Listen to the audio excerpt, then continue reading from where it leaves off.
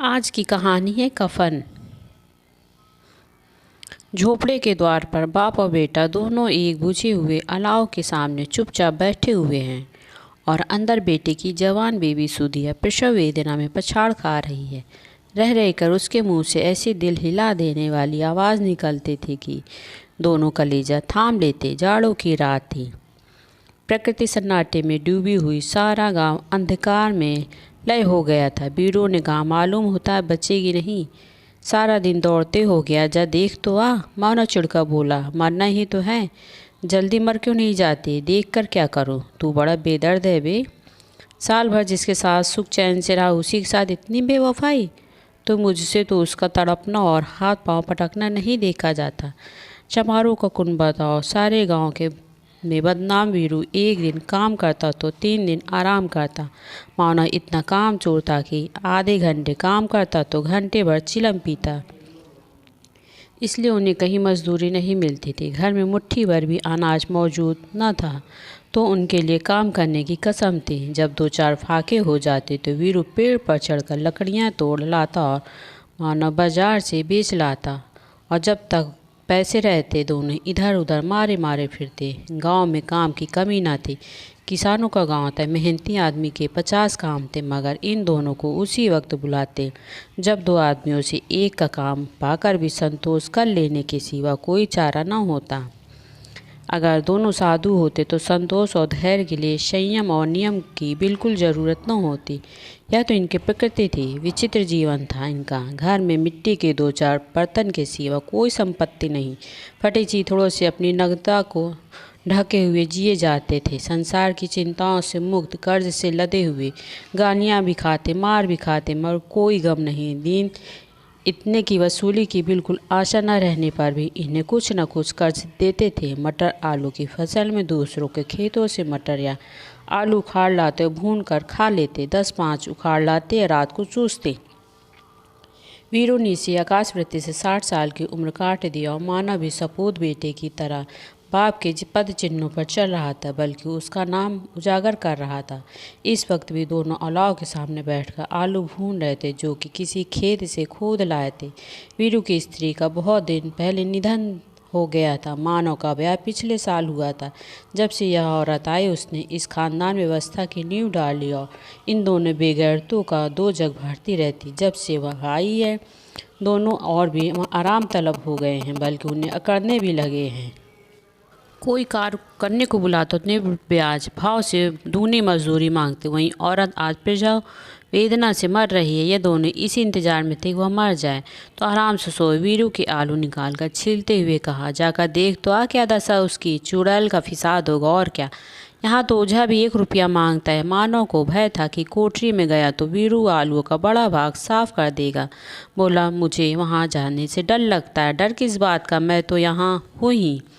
तो तुम ही जाकर देखो ना। मेरी औरत जब मरी थी तो मैं 3 दिन तक उसके पास से हिला तक नहीं, और फिर मुझसे लजाएगी कि नहीं। जिसका कभी मुंह नहीं देखा, आज उसका उगड़ा हुआ बदन देखूं, उसे तन की सुध भी तो न होगी। मुझे देख लेगी तो खुलकर हाथ पाँव भी न पटक सकेगी।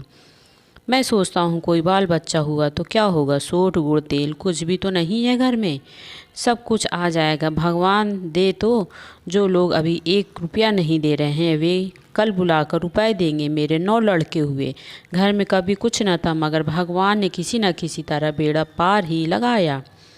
जिस समाज में रात दिन मेहनत करने वाले की हालत उनकी हालत से कुछ बहुत अच्छी न थी, और किसानों के मुकाबले में वे लोग जो किसानों की दुर्बलताओं से लाभ उठाना जानते थे, कहीं ज़्यादा संपन्न थे, वहाँ इस तरह की मनोवृत्ति का पैदा हो जाना कोई अचरज की बात न थी। हम तो कहेंगे कि वीरू किसानों से कहीं ज़्यादा विचारवान था, और किसी के विचार शून्य समूह में शामिल होने के बदले बैठकबाजों की कुछ सिंह मंडली में जा मिला था। हाँ, उसमें यह शक्ति न थी कि बैठकबाजों के नियम और नीति का पालन करता। इसलिए जहाँ उसकी कुंडली के और लोग गांव के सरगना और मुखिया बने हुए थे, उस पर सारा गांव उंगली उठाता था। फिर भी उसे यह तस्कीन तो थी कि अगर वह फटे हाल तो कम से कम उसके किसानों के जी तोड़ मेहनत तो नहीं करनी पड़ती, और उसकी सरलता और निडरता से दूसरे लोग बेजा बेवजह फ़ायदा तो नहीं उठाते। दोनों आलू निकाल कर जलते जलते खाने लगे। कल से कुछ नहीं खाया था, इतना सब्र न था कि ठंडा हो जाने दे। कई बार दोनों की ज़बानें जल गईं। छिल जाने पर आलू का बाहरी हिस्सा जवान हलक और तालू को जला देता था और उस अंगारे को मुंह में रखने से ज़्यादा खैरियत इसी में थी कि वह अंदर पहुंच जाए। वहाँ उसे ठंडा करने काफ़ी समय नहीं था, इसलिए दोनों जल जल निकल जाते। हालांकि इस कोशिश में उनकी आंखों से आंसू निकल आते। वीरू को उस वक्त ठाकुर की बारात याद आई जिसमें 20 साल पहले वह गया था। उस दावत में उसने जो तृप्ति मिली वह उसके जीवन की एक याद करने लायक बात थी। वह आज भी उसकी याद ताज़ी थी। बोला, वह भोज नहीं भूलता। तब से फिर उस तरह का खाना और पर भेंट नहीं मिला।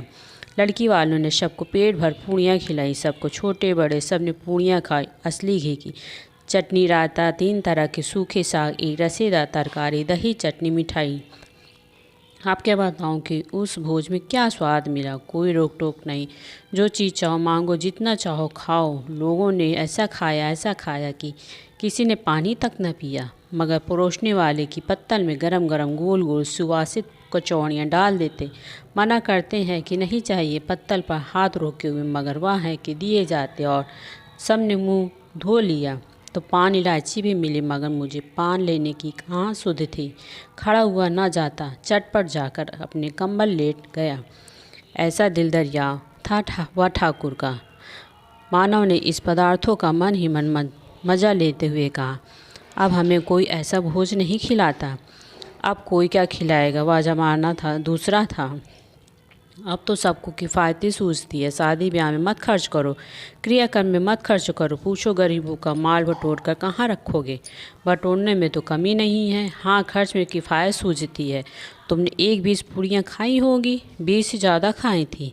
मैं 50 खा जाता, 50 से कम मैंने ना खाई होंगी। अच्छा पक्का था, तू तो मेरा आधा भी नहीं है। आलू खाकर दोनों ने पानी पिया। वहीं अलाव के सामने अपनी धोतियाँ ओढ़कर पाँव पेट में डाले सो रहे, जैसे 2 बड़े बड़े अजगर गेठुलियाँ मारे पड़े हों और सुधिया अभी तक करहा रही थी। सवेरे मानव ने कोठरी में जाकर देखा तो उसकी स्थिति ठंडी हो गई थी। उसके मुँह पर मक्खियाँ भिनक रही थीं, पथराई हुई आँखें ऊपर टंगी हुई थीं, सारी देह धूल से लथपथ हो रही थी। उसके पेट में बच्चा मर गया था। मानव भागा हुआ वीरू के पास आया। फिर दोनों ने जोर जोर से हाय हाय करने और छाती पीटने लगे। पड़ोस वालों ने रोना धोना सुन तो दौड़े हुए आए और पुरानी मर्यादा के अनुसार इन अभागों को समझाने लगे, मगर ज़्यादा रोने पीटने का अवसर न था। कफन की और लकड़ी की फिक्र करनी थी। घर में तो पैसा इस तरह गायब था जैसे चील के घोंसले से मांस। बाप बेटे रोते हुए गांव के जमींदार के पास गए। वहाँ इन दोनों की सूरत से नफरत करते थे। कई बार इन्हें अपने हाथों से पीट चुके थे, चोरी करने के लिए, वादे पर काम ना आने के लिए। पूछा, क्या है बे बिरुआ, रोता क्यों है? अब तू कहीं दिखाई नहीं देता, मालूम होता है इस गाँव में रहना नहीं चाहता। वीरू ने ज़मीन पर सिर रखकर आँखों में आंसू भरे हुए कहा, सरकार बड़ी विपत्ति में हूँ। मानव की घरवाली रात को गुजर गई। रात भर तड़पती रही सरकार। हम दोनों उसके सिरहने बैठे रहे। दवा दारू जो कुछ हो सका सब कुछ किया। मुर्दावा भी हमें दगा दे गए। अब कोई एक रोटी देने वाला भी नहीं है मालिक। तबाह हो गए हैं, घर उजड़ गया। आपका गुलाम हूँ, आपके सिवा कौन उसकी मिट्टी पर लगाएगा। हमारे हाथ में जो कुछ था वह सब तो दवा दारू में उठ गया। सरकार की दया होगी तो उसकी मिट्टी उठेगी। आपके सिवा किसके द्वार पर जाऊं? जमींदार साहब दयालु थे, मगर वीरू पर दया करना काले कम्बल पर रंग चढ़ाना था। जी तो आया कह दे, चला जा, दूर हो जा यहाँ से। यूँ तो बुलाने से भी नहीं आता, आज जब गरज पड़ी तो आकर खुशामद कर रहा है, हरामखोर कहीं का।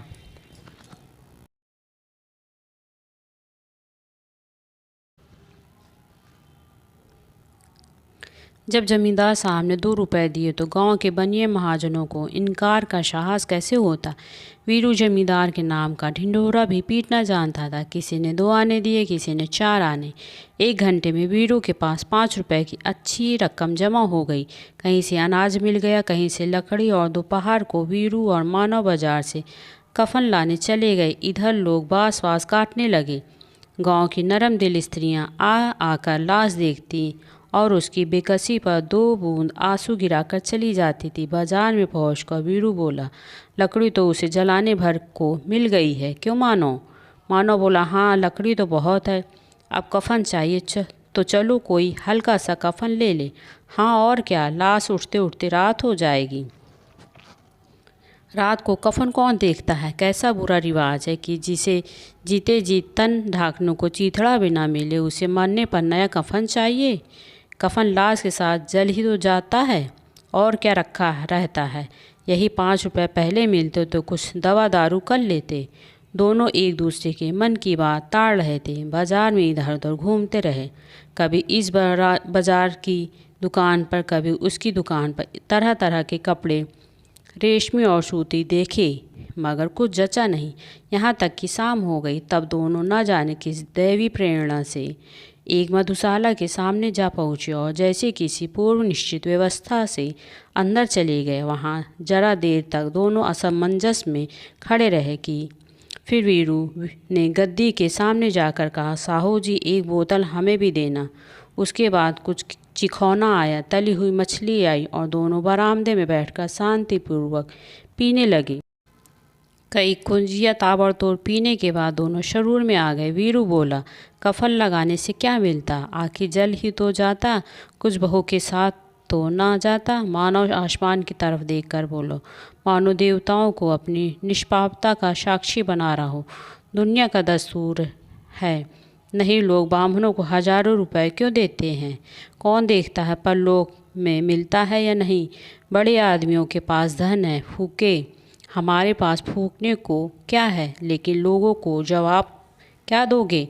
लोग पूछेंगे नहीं कफन कहाँ है। बीरू हंसा, अबे कह देंगे कि रुपए कमर से खिसक गए, बहुत ढूंढा मिले नहीं। लोगों का विश्वास ना आएगा, लेकिन फिर वही रुपए देंगे। मानव भी हंसा इस अनपेक्षित सौभाग्य पर। बोला, बड़ी अच्छी थी बेचारी, मरी तो खूब खिला पिलाकर आधी बोतल से ज़्यादा उड़ गई। बीरू ने 2 सेर पूड़ियाँ मंगाई, चटनी, अचार, कलेजिया। शराब खाने के सामने ही दुकान थी। मानव लपक कर 2 पत्तलों में सारे सामान ले आया। पूरा 1.5 रुपया खर्च हो गया, सिर्फ थोड़े से पैसे बचे। दोनों इस वक्त इस शान में बैठे पूड़ियाँ खा रहे थे कि जंगल में कोई शेर अपना शिकार उड़ा रहा हो। न जवाबदेही का खौफ था, न बदनामी की फिक्र। इन सब भावनाओं को उन्होंने बहुत पहले ही जीत लिया था। वीरू दार्शनिक भाव से बोला, हमारी आत्मा प्रसन्न हो रही है तो क्या उसे पुण्य न होगा? मानव ने श्रद्धा से सिर झुकाकर तस्दीक से कि जरूर से जरूर होगा। भगवान तुम्हारी अंतर्यामी हो, उसे बैकुंठ ले जाना। हम दोनों हृदय से आशीर्वाद दे रहे हैं। आज जो भोजन मिला वह कभी उम्र भर न मिला था। एक क्षण के बाद मानव के मन में यह शंका जागी। बोला, क्यों दादा, हम भी एक न एक दिन वहाँ जाएंगे ही। वीरू ने इस भोले भाले सवाल का कुछ न उत्तर दिया। वह इस पर लोग की बातें सोचकर इस आनंद में बाधा न डालना चाहता था। जो वहाँ हम लोगों से पूछे कि तुमने हमें कफन क्यों नहीं दिया तो क्या कहोगे? कहेंगे तुम्हारा सिर। पूछेगी तो ज़रूर, तू कैसे जानता है कि उसे कफन न मिलेगा? तो मुझे ऐसा गधा समझता है? 60 साल क्या दुनिया में घास खोदता रहा हूँ, उसको कफन मिलेगा और बहुत अच्छा मिलेगा। मानव को विश्वास ना आया। बोला, कौन देगा? रुपए तो तुमने चट कर दिए। वह तो मुझसे पूछेगी, उसे मांग में तो सिंदूर मैंने डाला था, कौन देगा? बातें क्यों नहीं, वही लोग देंगे जिन्होंने बाकी दिया है। हाँ, अब की रुपए हमारे हाथ ना आएंगे। ज्यों ज्यों अंधेरा बढ़ता और सितारों की चमक तेज होती थी, मधुशाला की रौनक भी बढ़ती जाती। कोई गाता, कोई डींग मारता, कोई अपनी संगी के गले लिपट जाता, कोई अपने दोस्त के मुंह में कुल्हड़ लगा देता। वहाँ के वातावरण में सरूर था, हवा में नशा। कितने तो यहाँ आकर एक चुल्लू में मस्त हो जाते। शराब से ज़्यादा यहाँ की हवा उन पर नशा करती थी। जीवन की बाधा यहाँ खींच लाती थी और कुछ देर के लिए भूल जाते थे कि वे जीते हैं या मरते हैं, या न जीते हैं न मरते। और या दोनों बाप बेटे अब भी मज़े लेकर चुस्कियाँ ले रहे थे। सबकी निगाहें इनकी ओर जमी हुई थी। दोनों कितने भाग्य के बली हैं। पूरी बोतल बीच में है। भर पेट खाकर माधव ने बची हुई पूड़ियों का पत्तल उठाकर एक भिखारी को दे दिया, जो खड़ा इनकी ओर भूखी आंखों से देख रहा था। और देने के गौरव, आनंद और उल्लास का अपने जीवन में पहली बार अनुभव किया। वीरू ने कहा, ले जा, खूब खा और आशीर्वाद दे। जिसकी कमाई है वह तो मर गई, मगर तेरा आशीर्वाद उसे ज़रूर पहुँचेगा। रो रो उसे आशीर्वाद दो, बड़ी गाढ़ी कमाई के पैसे हैं। मानव ने फिर आसमान की तरफ देखकर कहा, वह बैकुंठ में जाएगी दादा, बैकुंठ की रानी बनेगी। वीरू खड़ा हो गया और जैसे उल्लास की लहरों में तैरता हुआ बोला, हाँ बेटा, बैकुंठ में जाएगी। किसी को सताया नहीं, किसी को दबाया नहीं, मरते मरते हमारी ज़िंदगी की सबसे बड़ी लालसा पूरी कर गई। वरना बैकुंठ जाएगी तो क्या ये मोटे लोग जाएंगे जो गरीबों को दोनों हाथों से लूटते हैं और अपने पाप को धोने के लिए गंगा में नहाते हैं और मंदिरों में जल चढ़ाते हैं। श्रद्धालुता का यह रंग तुरंत ही बदल गया। अस्थिरता नशे की खासियत है। दुख और निराशा का दौरा हुआ। मानव बोला, मगर दादा, बेचारी ने जिंदगी में बड़ा दुख भोगा, कितना दुख झेल कर मरी। वह आंखों पर हाथ रखकर रोने लगा।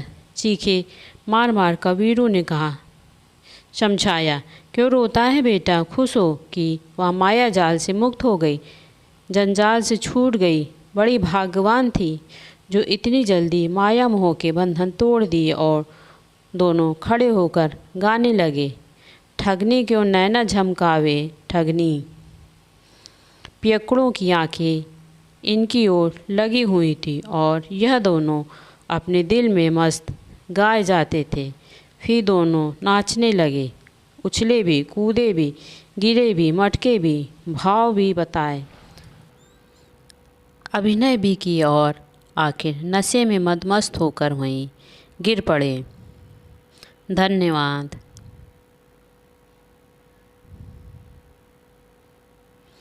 दोस्तों, कहानी पढ़ने में जो भी त्रुटि हुई हो उसके लिए क्षमा करें। धन्यवाद। प्लीज़ मेरे चैनल को लाइक करें, शेयर करें और सब्सक्राइब करें।